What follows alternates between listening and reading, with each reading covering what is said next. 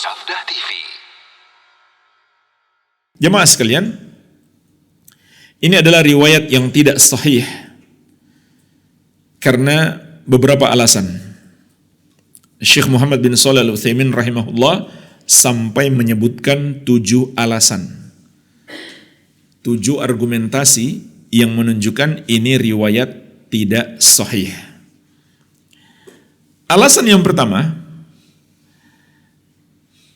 kisah seperti ini tidak mungkin dikatakan oleh Ibnu Abbas radhiyallahu anhuma karena ini mengandung kisah yang terjadi di masa lalu yang tidak mungkin kita bisa mengetahuinya kecuali melalui wahyu, melalui hadis Nabi sallallahu alaihi wasallam. Tidak cukup hanya dengan ungkapan seorang sahabat. Harus hadis dari Nabi sallallahu alaihi wasallam. Karena ini kisah yang nggak mungkin diriwayatkan dengan sanad dalam waktu yang cukup lama, apalagi di zaman itu belum ada orang yang memperhatikan kesahihan sanad. Jadi hanya mungkin diriwayatkan melalui jalan wahyu kepada para nabi dan rasul. Oleh karena itu Ibnu Hazm mengatakan innaha riwayatun khurafah makdzubah maudu'ah. Ini adalah riwayat khurafat yang dusta, yang palsu. Baik, ini yang pertama. Dari segi sanadnya, dia tidak ada hadis sahih dari Nabi sallallahu alaihi wasallam.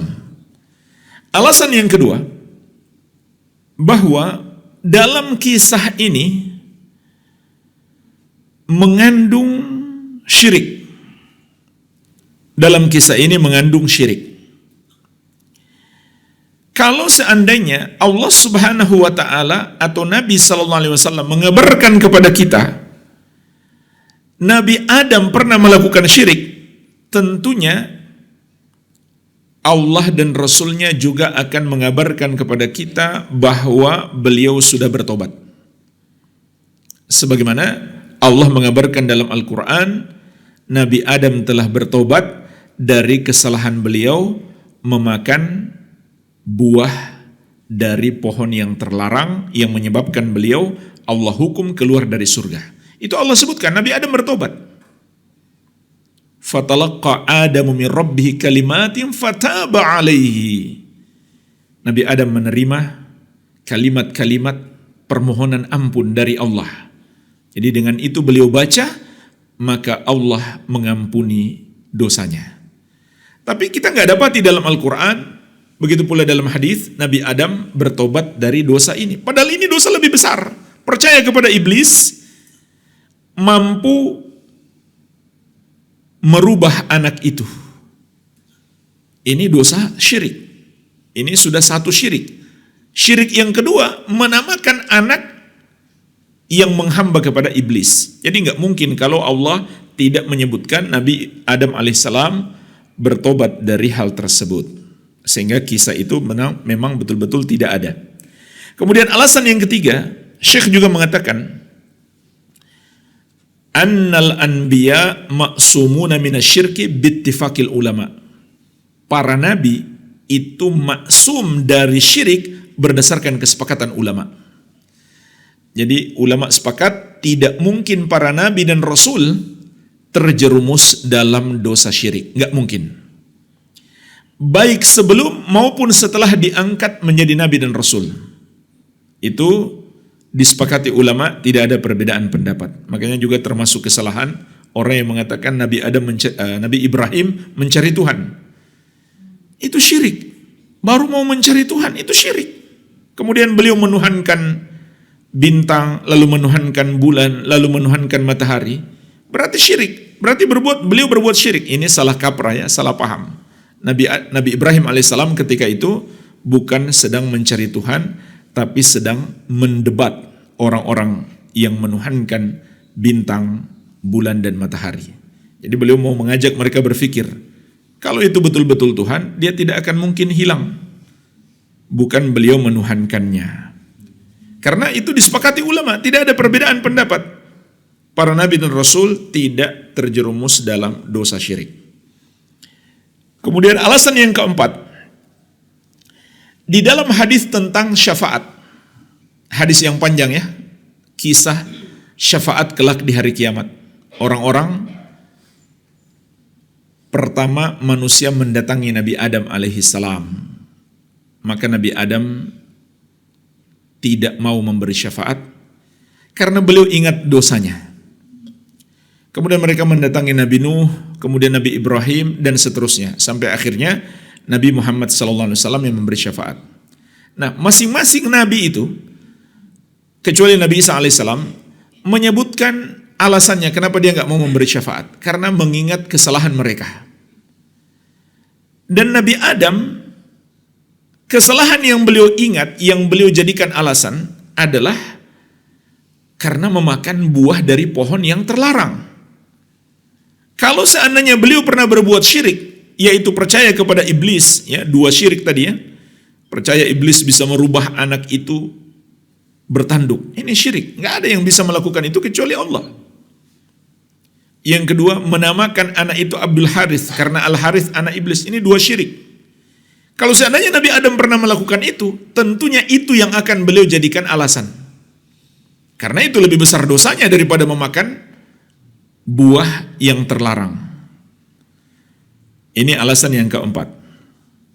Kemudian alasan yang kelima, dalam lafaz kisah itu juga ada sesuatu yang lucu, aneh. Iblis berkata kepada Adam, akulah yang menyebabkan kalian keluar dari surga. Jadi dia datang mau menipu, lalu dia mengatakan, dulu saya menipu kalian. Ini kan nggak mungkin ya. Jadi dia datang mau menipu Adam untuk kedua kali. Tapi dia mengaku, dulu saya yang menipu kalian. Sehingga kalian keluar dari surga. Ini nggak masuk akal. Ya, iblis juga nggak bodoh-bodoh banget ya. Iya.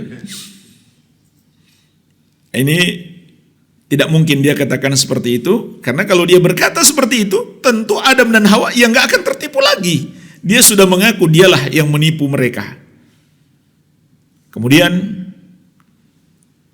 alasan yang keenam kata Syekh,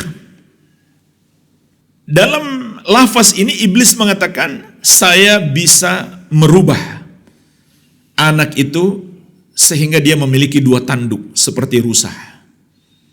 Maka ini juga tidak mungkin dibenarkan oleh Adam dan Hawa karena ini syirik dalam rububiyah.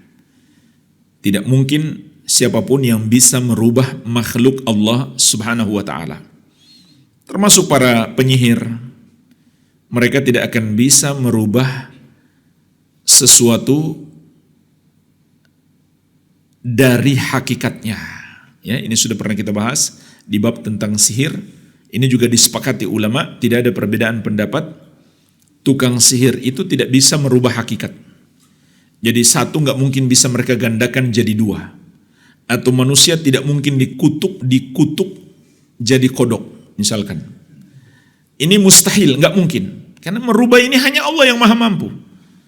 Mencipta atau merubah ciptaan Allah dari satu makhluk menjadi makhluk yang lain, itu hanya Allah Subhanahu wa taala yang maha mampu melakukannya.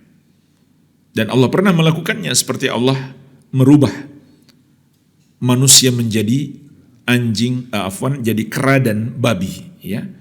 Yaitu orang-orang Yahudi dan Nasrani. Allah pernah merubah mereka menjadi kera dan babi. Itu enggak mungkin selain Allah yang bisa melakukannya. Dan tidak mungkin pula Adam dan Hawa mempercayai iblis bisa melakukan itu. Karena itu adalah termasuk syirik besar. Kemudian jemaah sekalian, alasan yang yang ketujuh. Di akhir ayat ini Allah mengatakan, fata'alallahu amma yusyrikun. Maka maha tinggi Allah dari apa yang mereka persekutukan. Disebut yusyrikun, mereka dalam jumlah banyak. Bukan yusyrikani, mereka berdua. Sehingga makna ayat ini ditujukan atau berbicara tentang semua orang tua yang berbuat syirik dalam nikmat anak yang Allah berikan. Seandainya ayat ini yang dimaksud adalah Adam, tentu amma yusyrikani jadinya. Bukan yusyrikun, tapi yusyrikani. Mereka berdua berbuat syirik. Tapi akhir ayat adalah yusyrikun. Mereka semua, banyak orang berbuat syirik. Jadi mencakup semua orang tua yang mempersekutukan Allah dalam penamaan anak. Inilah jemaah sekalian 7 alasan yang menguatkan bahwa kisah ini tidak sahih.